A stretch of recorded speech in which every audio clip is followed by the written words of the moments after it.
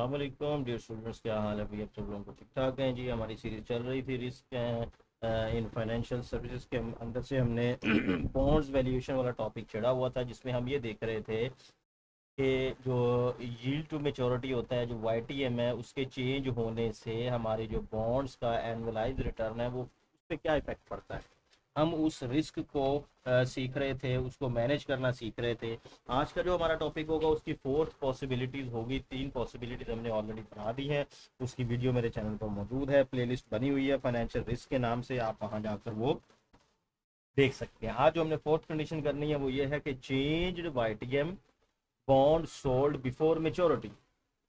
अगर हमारा annualize return yield to maturity, हमारा जो जिसपे हमने बेस करके ख़रीदा था हमने वो बॉन्ड, अगर वो चेंज हो जाता है और हम अपने बॉन्ड को मेच्योरिटी से पहले सेल कर देते हैं, तो हमारा एनुअलाइज रिटर्न क्या होगा। आज हम उस चीज़ को डिस्कस करने वाले हैं।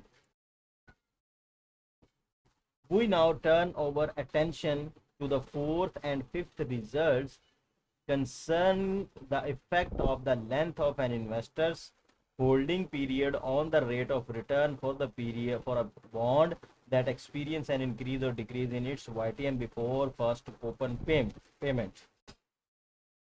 Consider a 3 year bond. यहाँ से एग्जांपल स्टार्ट होगी। एक 3 साल बॉन्ड है, 6% उसका कूपन पेमेंट है। तो जो परचेज किया हमने 97.37 का परचेज किया, जबकि उसका मार्केट रेट ऑफ रिटर्न उस वक्त चल रहा था 7%। ठीक हो गया।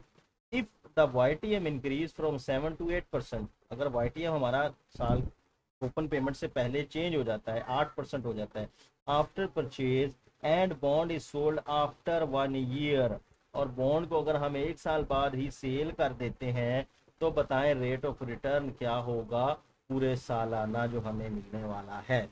तो कैसे कैलकुलेट करेंगे?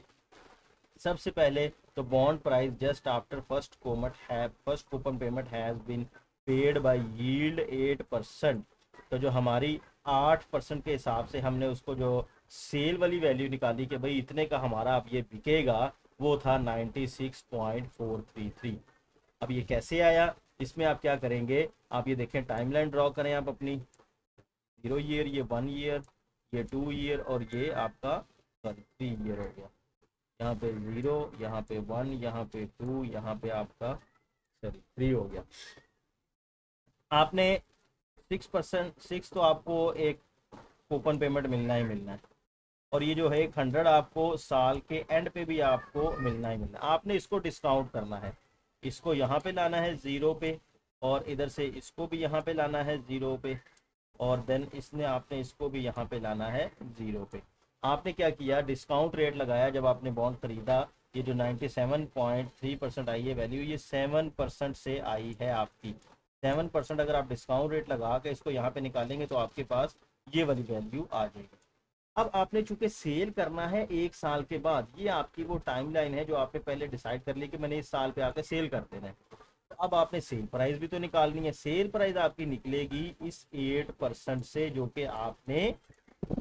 जो कि यील्ड मार्केट में अब चेंज हो चुका है। अब कैसे निकलेगी? इस 6 को तो आप नहीं लेंगे, आप सिर्फ इस 6 को लेंगे। इस 6 को 1 साल के लिए आप डिस्काउंट करेंगे, यानी कि इसको आपने यहाँ पर लाना है। अब आपके लिए ये 0 है, इसको आपने यहाँ पर लेकर आना है 6 को, और ये 106 को आपने भी यहाँ पर लेकर आना है। तो इसका मतलब इसके ऊपर 2 वाला फार्मूला लगेगा, और इसके ऊपर 1 ईयर का डिस्काउंट लगेगा। तो जब आप इस तरह लगाएंगे डिस्काउंट, तो फिर आपके पास ये वैल्यू आ जाएगी 96.43।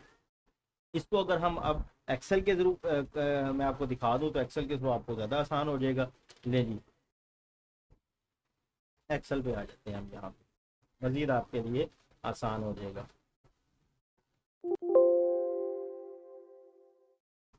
हम कहते हैं कि हमारी टाइमलाइन है 0, 1, 2, 3, 2 सॉरी 1, 2, 3। ये हमारी एक टाइमलाइन बन गई।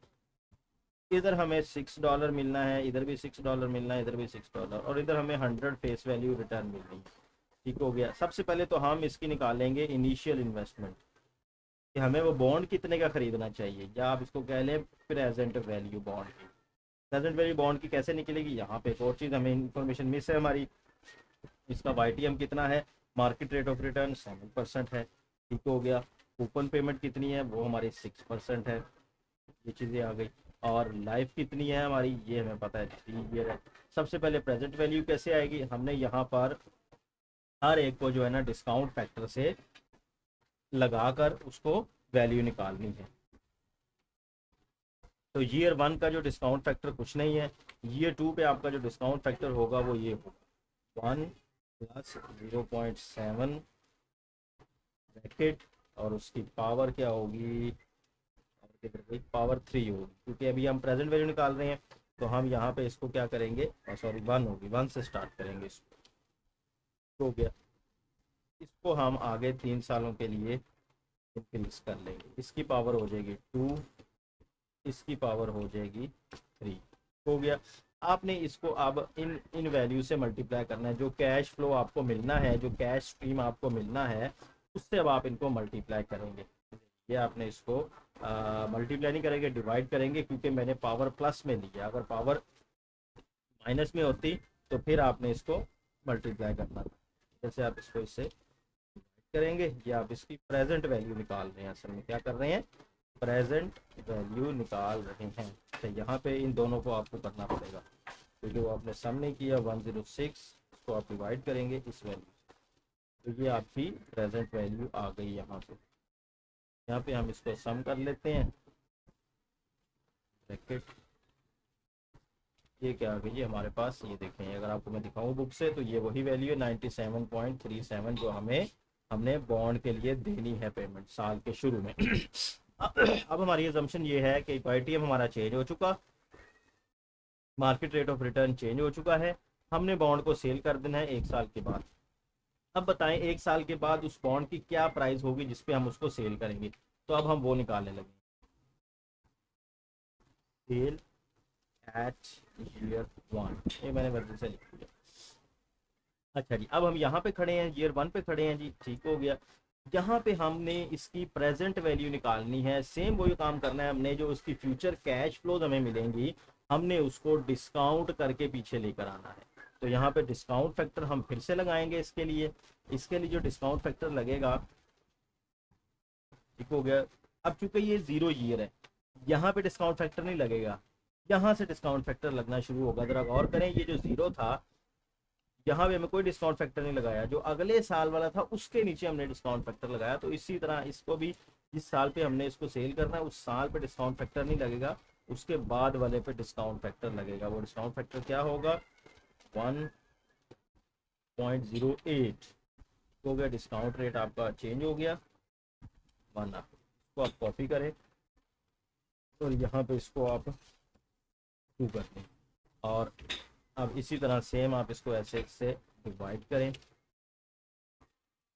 सेम आप इसको इससे भी आपको 106 लिखना पड़ेगा, इसको डिवाइड करें आप इससे। तो ये आपकी सेल प्राइस आ गई, यहाँ पे कितनी आ गई, हम आपने कर लिया इन दोनों को, तो ये आपके पास 96.4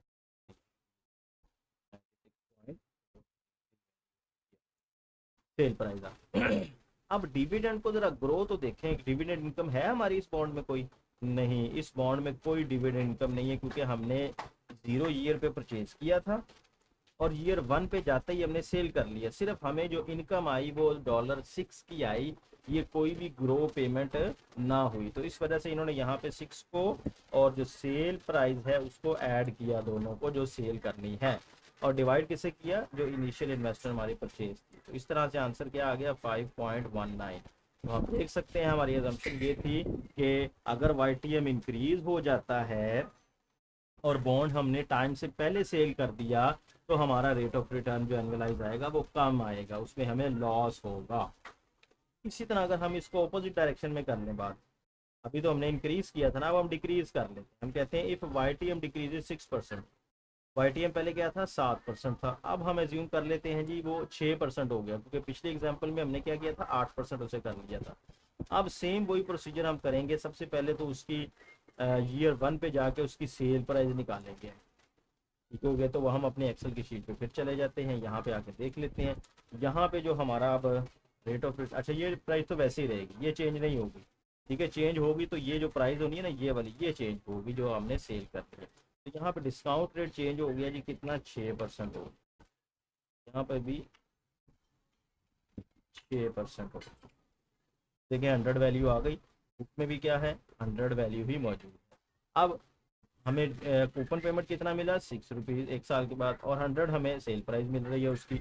इन दोनों को डिवाइड किया हमने एनुअलाइज रिटर्न से, और यहाँ पे हमने क्या लगाया है इधर आप मुझे पावर बताएं, पावर क्या आएगी, क्योंकि हमने ऊपर पावर क्या लगाई है 1 साल, क्योंकि हमने 1 साल का बॉन्ड को हेल्ड किया अपने पास, तो यहाँ पर भी 1 ही आएगा। तो जिस हमने 1 साल का अगर 2 साल बाद सेल करते तो यहाँ पर भी 2 आ जाता था। तो 1 साल के बाद सेल करने से हमारा एनुअलाइज रिटर्न बढ़ गया है। वजह क्या बनी है, interest rate, market rate of return. Market rate of return अगर डिक्रीज हो जाता है तो हम अपने बॉन्ड को पहले सेल करने से ज़्यादा मुनाफा कमा सकते हैं, और उसकी हमारी यील्ड क्या होगी ज़्यादा आ जाएगी। हो गया। तो ये था जी फोर्थ सिनेरियो। फोर्थ सिनेरियो में ये पॉसिबिलिटीज हो सकती थी। हो गया जी। इसके बाद रह जाएगा लास्ट सिनेरियो, वो थोड़ा सा लेंथी है, वो थोड़ा सा ट्रिकी है, वो हम नेक्स्ट वीडियो में कवर करेंगे। तो अब तक के लिए वीडियो में इतना ही काफ़ी है। अगर आप चैनल पर नए हैं तो चैनल को सब्सक्राइब करना मत भूलिएगा। अपना बहुत सा ख्याल रखिएगा। अल्लाह हाफ़िज़।